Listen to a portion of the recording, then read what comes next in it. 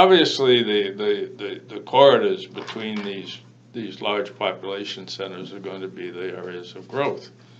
But I don't think, I think that's positive in a sense for rail. It would certainly, it increases the need for good rail service between urban areas. And the fact that the highway system is congealing and it hasn't been properly maintained because the unwillingness of the politicians to raise the gas tax to fund the highways. I mean, they've created a real problem for themselves or for the country, in the sense that whereas the U.S. used to be sort of an example of be used as examples of good rail and roads and services, it's no longer the case. The rail system is obviously has fallen far behind the rest of the world, and it's going out of business, in my opinion, with the Wall Street approach of operating ratio at all costs being the mantra, having a low operating ratio. So the rail system is but the highway system is failing too. I mean, if you look at I-95 and in the urban areas, the highway system in Chicago on the East Coast, it is congealing, and you're not going to build new roads. I mean, I don't care who's the president. You're not going to blast new roads through neighborhoods in urban areas. So the only way you're going to increase the capacity, which you've got to do, is using rail, and the rail still exists in many cases that may not be in good shape, but the rights of way tend to be still in existence. So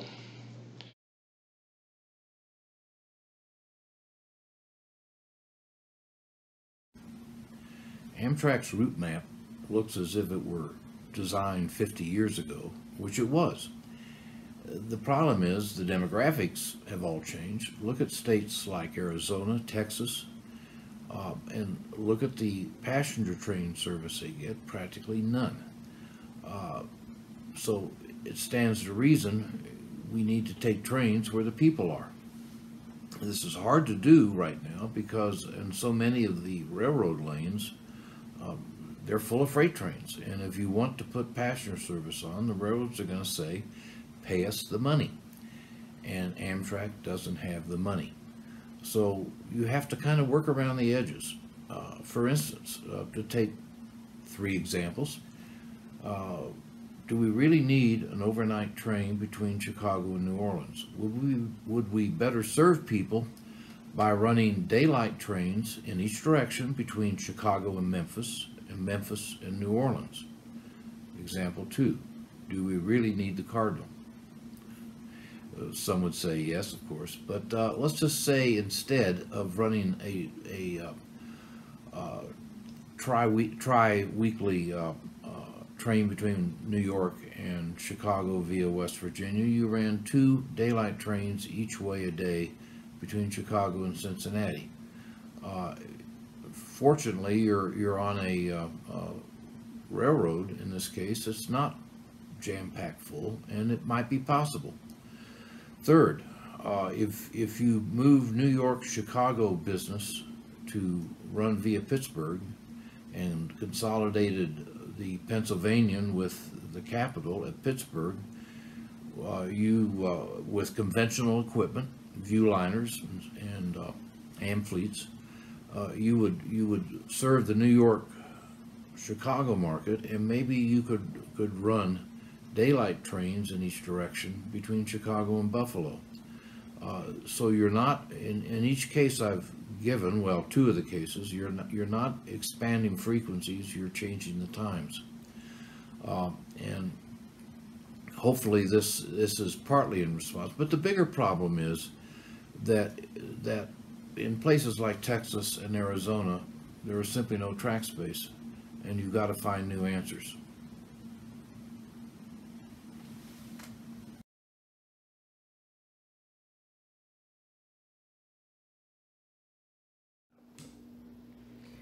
Well, I've always been a big cities guy, as I think most people know. And back when we were trying to save our cities, I saw a first-class, high-speed rail passenger system connecting those cities as a critical element in reviving our cities. Now, especially with young people pouring into cities, it's no longer a question of finding folks to go into the cities. It's a question of how we're going to handle the transportation problems.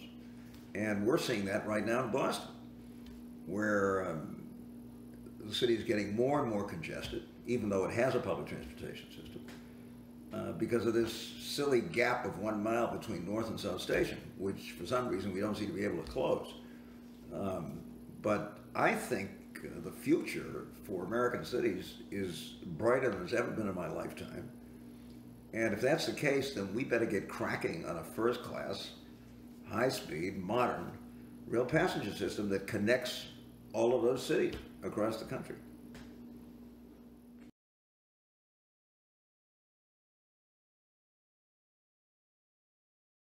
Well, I think that the idea of corridors in the 400-mile range, you can argue whether it's 400, 300, 500, but makes sense. That's where the growth will occur and has been occurring. If you look at Amtrak, you have the corridors in the west, the Capital Corridor, you have San Diego, and so forth. But the long distance trains are really serve a different function, and both from a transportation point of view and from a political point of view. So the two are not mutually exclusive, if you will. You want both in a properly funded and managed Amtrak. Mr. Anderson is right. That is the future. The question is, what does this mean to long-distance trains? It doesn't have to mean anything to long-distance trains. The political equation for almost half a century has been you try to spread the good as widely as you can, and so there's a role for long-distance trains, but there's a bigger role for the short-distance trains. It's been shown to be true practically everywhere you look. Look, the Virginia service, California, Illinois, Michigan. The two can coexist because they have to. Without the long-distance trains, you've lost probably half the votes of the U.S. Senate to support Amtrak. I'm all for developing these corridors, obviously. I mean, they're a natural. But, there are whole regions of this country that have no real transportation access these days, other than highways. Airlines have gotten out of many of those regions. Bus transportation is spotty at best. How do we serve these areas? What we do have is existing rail, which can be used, which can be developed, which can be modernized with good new equipment. And I refuse to believe that we should abandon these whole regions of the country because they don't happen to have 400-mile city pairs somewhere in them. After all, this is a public service. When we built the interstate highway system, we didn't ask ourselves, well, why are we starting this in northwestern Iowa or wherever it was, or Missouri, I guess. We just decided we were going to build a system. And I thought we were on the way to doing that. Certainly when I was in the Amtrak Board, and we had very strong support, including bipartisan support in the Congress. I still think that support is there.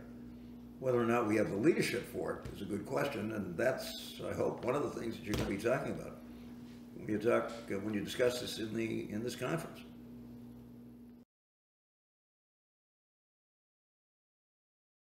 This is a really serious problem, and I'm not sure it's being driven in part by Amtrak but it's, I think, far more serious. It's being driven by Wall Street and this going out of business mentality, which was brought on the scene by guys like Bill Ackman and Hunter Harrison, God rest his soul. But you have railroads that are basically chasing a lower operating ratio at the expense of their long-term survival. And if you look at the railroads that have adopted this earnings per second mantra, they are all cutting all kinds of expenses for short-term gain, and they're not focusing on long-term viability. And that's a problem that I'm not sure Amtrak can solve that. I think that requires national transportation policy, and it really is. It requires the Department of Transportation to treat the availability of rail services as serious as they treat highways, as air, waterways, in terms of the Army Corps of Engineers. But there's an assumption somehow that the railroads will always be there and that there's no role for government, and that's not true. I really think it's important that the government have a strategy that involves the railroads, and they don't. You fix the relationship by paying the freight railroads the true cost of what Amtrak is taking, and in almost no case is this occurring. So if Amtrak is coming to the freight railroads and say we want to run another train, they're thinking, well, we're going to shoot ourselves in the head again? No, they're not going to do that. They're going to ask for more capacity, and it's a request that Amtrak finds very hard to respond to, because the politicians won't give them the money to pay the freight railroads the true cost of the disruption that the Amtrak trains cause. And so it takes two forms. Stand over the shoulder of a train dispatcher trying to get the Lakeshore Limited from Toledo to Elkhart and into Chicago, or the Empire Builder across the Great Plains of the Dakotas and Montana. They are laying up freight trains right and left to make a path for the passenger train. The other example is the opposite extreme, where a train like the Coast Starlight between Santa Barbara and particularly between San Luis Obispo and the San Jose area constitutes the only train that runs. And what is it costing Union Pacific to maintain the line from San Luis over the mountains and then the Salinas Valley for one Amtrak train? Well, the answer is it costs a lot more than Amtrak is paying, just as it costs a lot more for Norfolk Southern to clear a path for the Lakeshore Limited across Indiana and Ohio.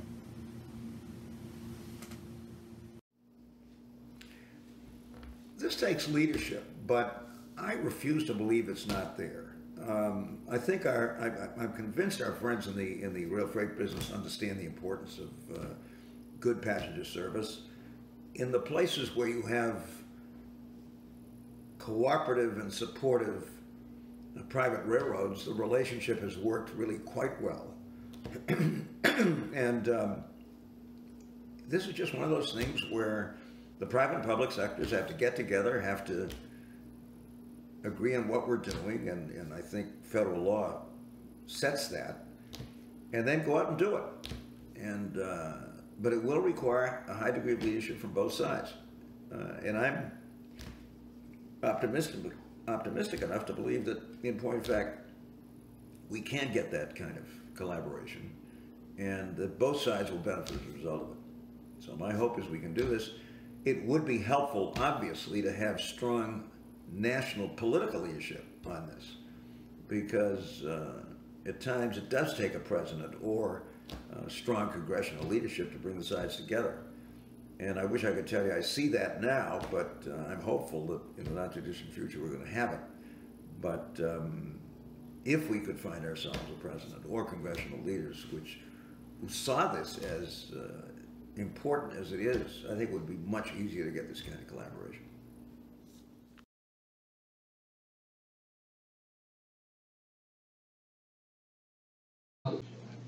I think the problem with new equipment is to some extent it's money, but I think it's the more serious issue is the lack of readily available, proven, reliable equipment in North America. Europe obviously has solved the problem. China has solved the problem. Russia has solved the problem. Actually, the whole world has solved the problem, except Canada and the U.S. And you basically, if you look at what's available, and it's in part because of the regulations that the federal government has placed on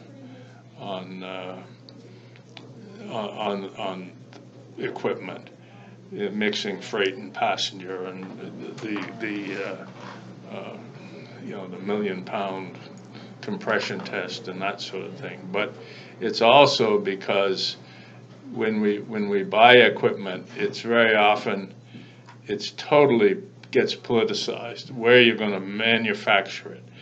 I mean, the idea that you're going to set up a plant to build passenger equipment for a single order of sleepers or coaches is absurd. And so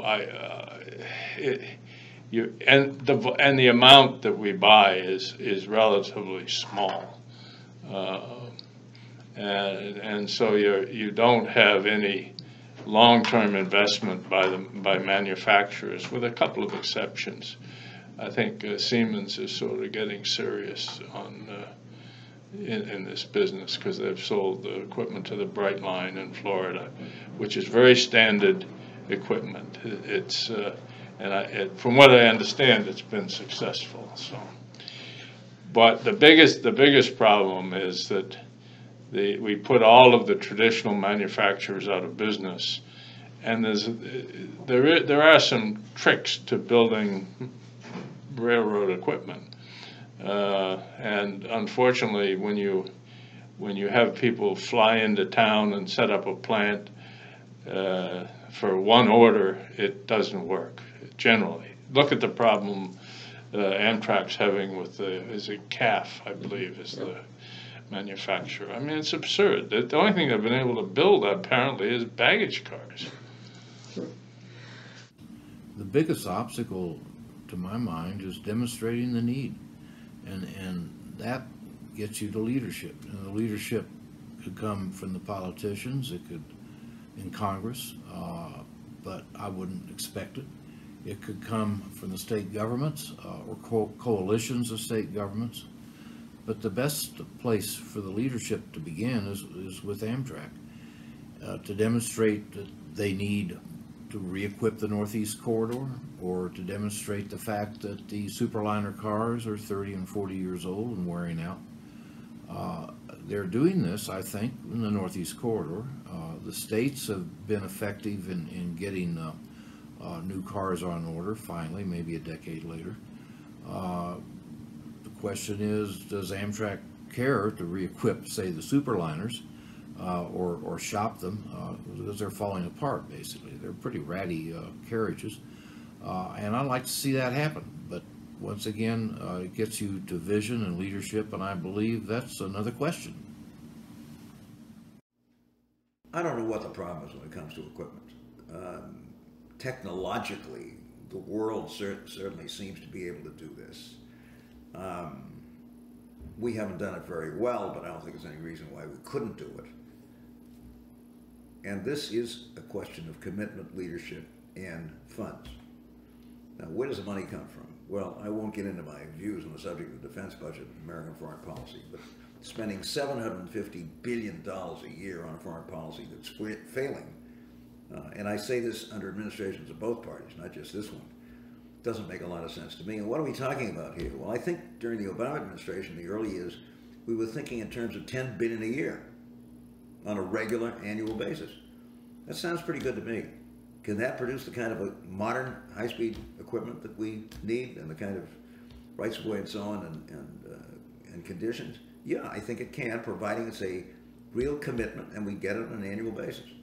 And that should not be difficult in a budget that's in the trillions. So here again, I hope we can get the kind of leadership, both in the executive branch and the legislative, and in the congressional side, and in the White House, to get us there. Do we have that now? No. What's it going to take? It's going to take new leaders, it seems to me, who understand this, or a change in control of the Congress with a majority that is committed to this. I think my party is. I certainly like to see them challenged. It's clear to me at the present time that there is no such leadership in the current Congress, clearly.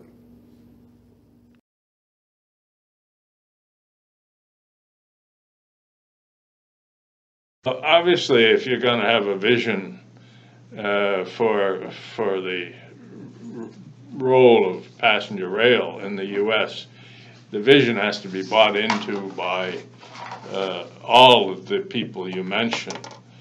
But I think that you need a proponent, somebody that is technically competent, and that has to be Amtrak. Among other, it can also be some of the larger carriers, like the Brightline in Florida. If that's a success, they're going to have a vision, an idea as to what should be done. But you really need a knowledgeable proponent, I think.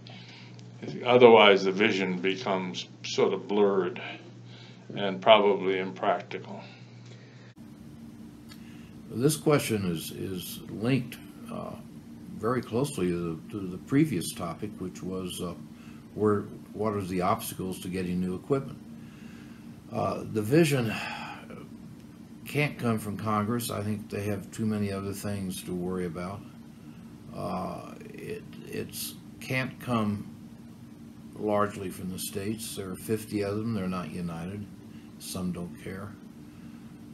The vision really ought to come from Amtrak, and if I were to criticize Richard Anderson, which I will, is that he has no vision. I mean, he may have vision, but if you don't communicate your vision, you may as well be whistling in the dark, and he has.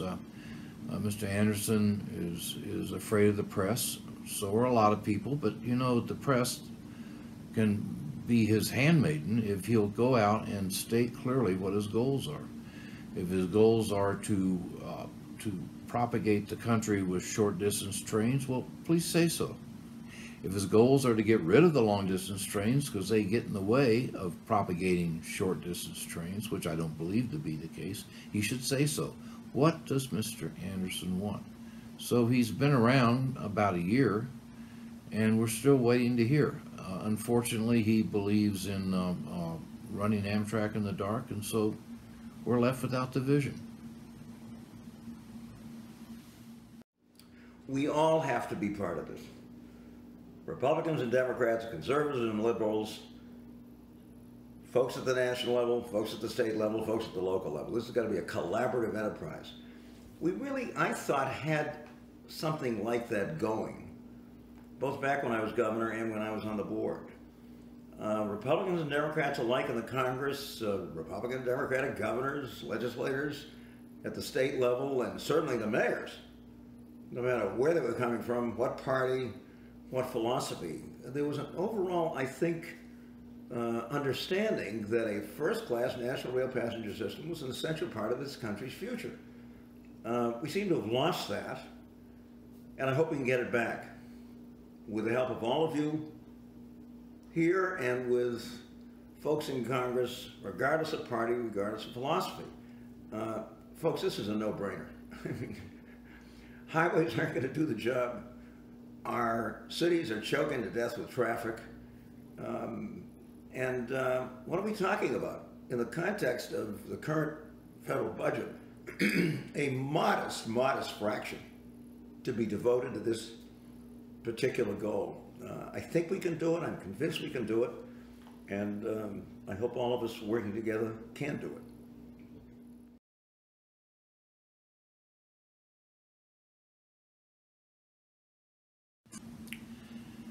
Amtrak is probably the worst model for short distance services because its attention is focused, number one, on the Northeast Corridor, number two, on the long distance trains, because it's directly involved in running both of those, and only lastly in the short distance state supported services. The states by and large hate Amtrak. They think they're being overcharged, and I think they're absolutely correct. And so if Amtrak were to fall apart, I think the states individually and collectively in coalitions could very rapidly reassemble the pieces of the short distance services and get federal funding for them. And maybe that's a better way to do it. I think that Amtrak is doing nothing on its own to expand short distance services. It's overcharging the states, and so if you're going to run short distance trains, maybe it's best done outside of Amtrak.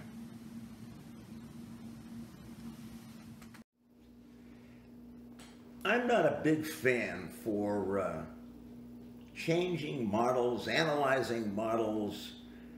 I'm for using what you got and making it the very best you can. We have a national rail passenger system. I'm worried, I must say, lately, with this notion that somehow we're going to balkanize it and divide it up into 400-mile segments and then try to run it that way. I don't think you can do that. In any event, as I said earlier, the rest of the country needs this service. Now, it may lose money in those regions and make it up in these corridors. That's fine. That's exactly what a national railroad ought to do.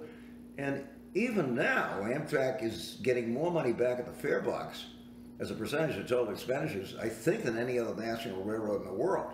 So it's not as if we've got a failing model here. This takes leadership. It takes excellent equipment. It takes collaboration with our freight railroad partners. And it takes strong support at every level. But I don't want to spend a lot of time and energy fooling around with models. We got what we got, let's go going on it, with the collaboration and the help of all of you, and I'm convinced it can be extremely successful.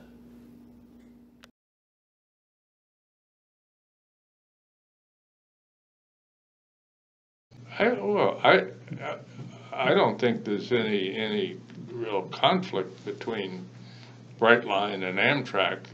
There shouldn't be, and if Brightline can come in and offer a service and operate it successfully and hopefully make a buck at it, I mean, that doesn't conflict with Amtrak.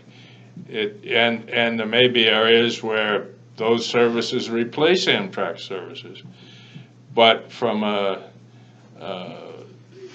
on the long distance trains, I don't think anybody's going to want to take that over, because it's a deficit operation. It is not going to be a profitable operation, despite the wishes of some of the rail fans. They want to pretend that those things are profitable, but they're not. So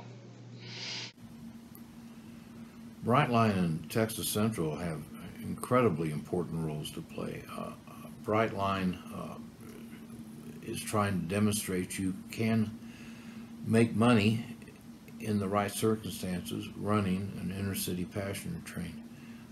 It's admittedly not just a railroad endeavor, it's not just a real estate endeavor, it's both, and they're connected. And if you could put things like that together, you can have a win-win situation. Texas Central is, to me, the great test tube as to whether we really need or want high-speed rail outside of the Northeast Corridor.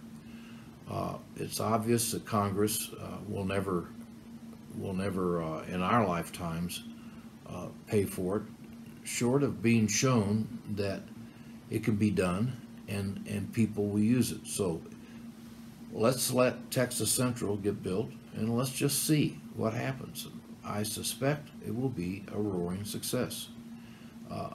But we have to find out, don't we? It's the same way with California's high-speed rail. It's how do I put this? It's union built, top dollar, paying probably twice the actual cost of what it could be to make, and so it's going to be almost impossible to finance it complete. But let's just say it does, and it gets built.